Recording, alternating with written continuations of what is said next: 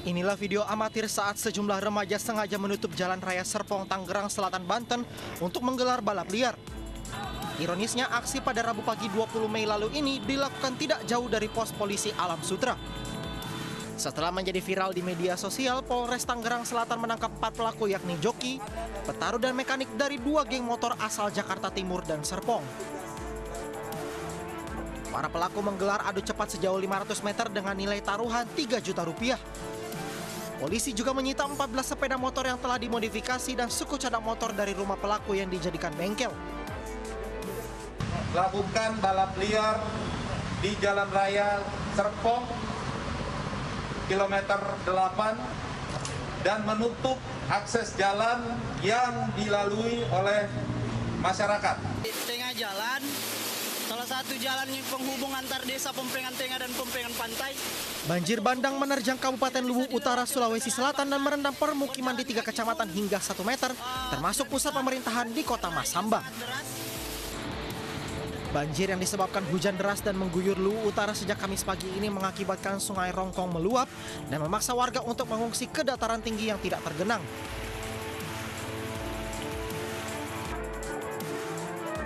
...109 tenaga medis berstatus honorer di Rumah Sakit Umum Daerah Ogan Ilir, Sumatera Selatan dipecat usai mogok kerja 5 hari. Awalnya para honorer ini menuntut kelengkapan alat pelindung diri, insentif, serta rumah singgah untuk menangani pasien COVID-19. Pemberhentian ratusan tenaga medis yang terdiri dari perawat dan bidan ini telah disetujui Bupati Ogan Ilir Ilyas Panji Alam. Bupati menganggap semua yang diminta tenaga medis telah dipenuhi, namun mereka justru mangkir saat ada pasien corona yang tiba di rumah sakit. Kalau dalam militer ini disersi. Disersi, oh ya? Ya. Apa yang mereka tuntut itu kan mengada-ada. Sebenarnya sudah dipenuhi semua? Sudah ada kok. Sudah ada? Bukan dipenuhi. Karena sudah dipenuhi kan baru. Insentif itu kan sudah ada juga? Insentif sudah ada. Mereka kerja juga belum kok. Baru datang pasien corona udah bubar. Nggak mau masuk. Gimana itu? Meski ada ratusan tenaga medis yang dipecat, pihak RSUD Ogan Ilir memastikan tidak akan mempengaruhi layanan yang ada. Sementara DPRD Ogan Ilir yang menerima aduan para tenaga medis ini mendesak Bupati untuk mengevaluasi manajemen dan Direktur RSUD. Tim Liputan iNews melaporkan.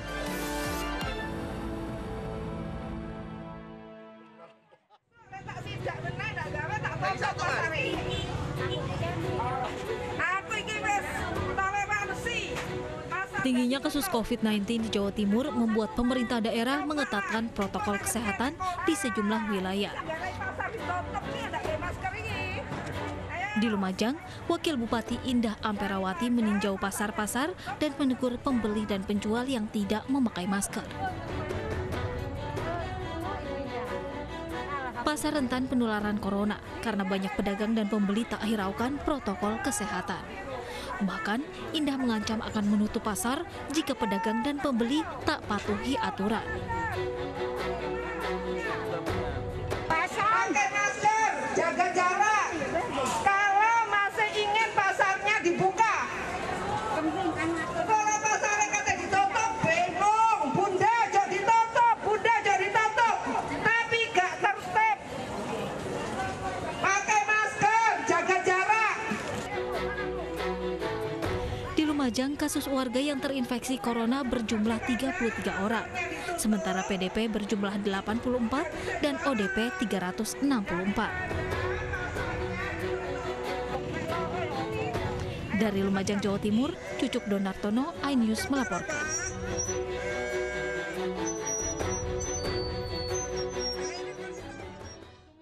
Jangan cuma sembako, kami butuh uang, butuh makan tiap hari.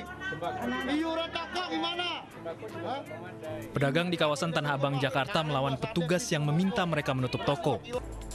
Menurut pedagang, bantuan dari pemerintah sangat kurang sehingga mereka tetap harus berdagang untuk bisa bertahan hidup. Kita dagang sini, mall aja buka, kenapa sih? Toko selain yang menjual kebutuhan pokok dilarang beroperasi untuk mengurangi keramaian. Namun sejumlah pedagang tetap membuka toko yang ramai didatangi pembeli. Pedagang meminta dispensasi untuk tetap membuka tokonya selama 2 hari jelang Lebaran. Karena masyarakat pun tetap datang berbondong-bondong untuk membeli baju Lebaran di tengah pandemi COVID-19. Sementara itu, 30 pedagang di Pasar Perumnas Klender, Jakarta Timur mengikuti tes rapid dan swab setelah 2 rekannya positif terinfeksi virus corona. Petugas Puskesmas Kecamatan Durensawit terpaksa mendatangi pedagang satu persatu karena sejumlah pedagang enggan menjalani tes. Terdata sebenarnya kurang lebih ada 30 orang yang akan diperiksa terkait itu dari hasil tracing kami dari Puskesmas Durensawit. Tetapi yang datang ini baru kurang lebih ada 15 orang. Jadi masih banyak pedagang yang kurang kooperatif untuk dilakukan pemeriksaan. 30 pedagang yang wajib mengikuti tes adalah mereka yang melakukan kontak langsung dengan 2 pedagang yang telah terinfeksi. Hal ini untuk meminimalisir penularan yang mungkin menyebar di pasar, baik di kalangan pedagang maupun pembeli. Karena di Pasar Perumnas Klender, pedagang maupun pembeli tidak tertib mengenakan masker. Tim Liputan iNews melaporkan.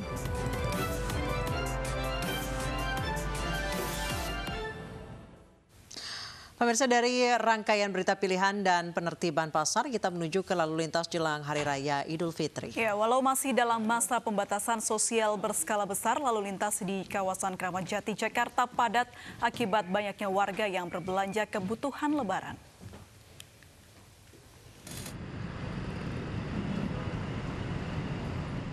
Meski pembatasan sosial berskala besar masih berlangsung di ibu kota, namun sebagian warga tetap nekat beraktivitas keluar rumah.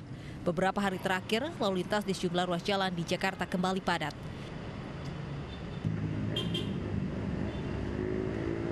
Salah satunya di sepanjang Jalan Raya Bogor Kramat Jati, Jakarta Timur.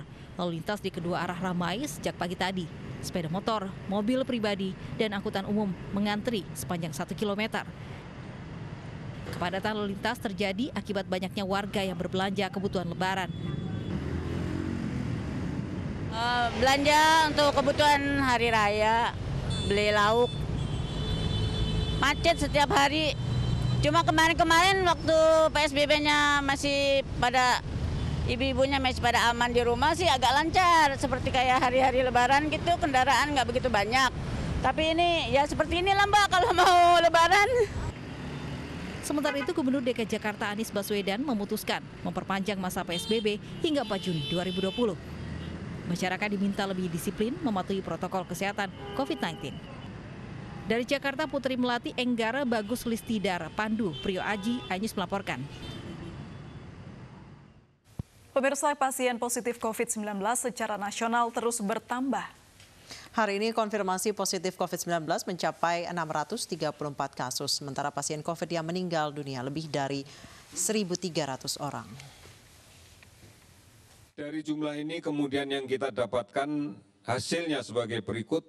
Kasus konfirmasi COVID-19 meningkat sebanyak 634 orang, sehingga totalnya menjadi 20.796 orang. Kasus sembuh meningkat 219 orang, sehingga total menjadi 5.057 orang. Kasus meninggal 48 orang, sehingga total menjadi 1.326 orang. Sudah 395 kabupaten kota yang terdampak dari seluruhnya 34 provinsi. Saudara-saudara, kita masih melakukan pemantauan terhadap ODP yang sampai saat ini sedang berjalan sebanyak 47.150 orang. Sementara kasus PDP yang saat ini sedang diawasi sebanyak 11.028 orang. Ini semuanya menggambarkan bahwa penularan masih terjadi. Bahwa di luar masih ada sumber penularnya.